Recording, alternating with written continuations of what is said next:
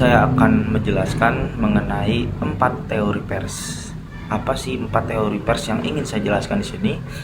Yang pertama, ada teori pers otoritarian, di mana teori pers otoritarian ini dipakai di hampir semua negara sejak masyarakat dan teknologi mengalami kemajuan. Jadi mungkin otoritarian ini bisa dibilang hampir banyak negara yang memakai sistem teori pers ini. Yang kedua, ada teori pers libertarian, di mana teori ini sebagai sistem sosial politik mempunyai kerangka kerja bagi lembaga-lembaga di orbit liberalisme. Pers ini ditentukan oleh prinsip-prinsip liberalisme. Yang ketiga, saya akan menjelaskan mengenai teori pers tanggung jawab sosial.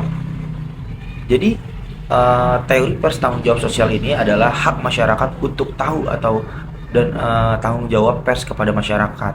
Yang terakhir, mengenai teori pers komunis, di mana konsep perubahan sosial dalam dialektika determinisme dan kemenangan kelas pekerja dan masyarakat tanpa kelas. Selanjutnya saya akan menjelaskan ciri 4 teori pers yang sudah saya sebutkan tadi. Yang pertama, ciri dari pers otoritarianisme.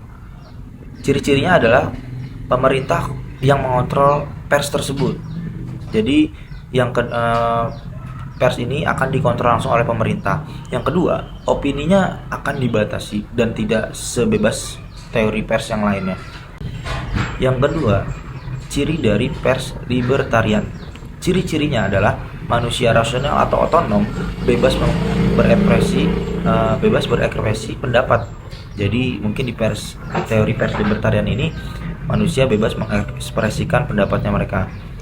Ciri-ciri kedua adalah pemerintah tak punya hak kontrol terhadap pers. Jadi pemerintah ini tidak bisa untuk mengontrol pers libertarian ini.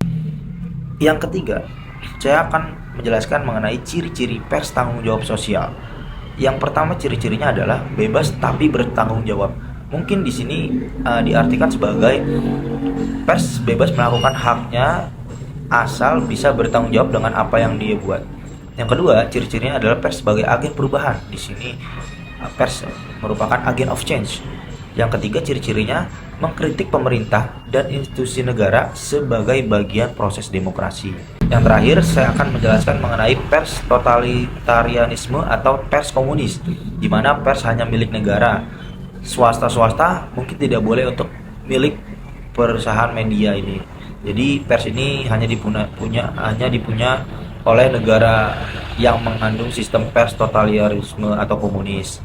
Yang kedua, ciri-cirinya adalah penguasa mewakili partai komunis, mengendalikan penuh isi media massa tersebut.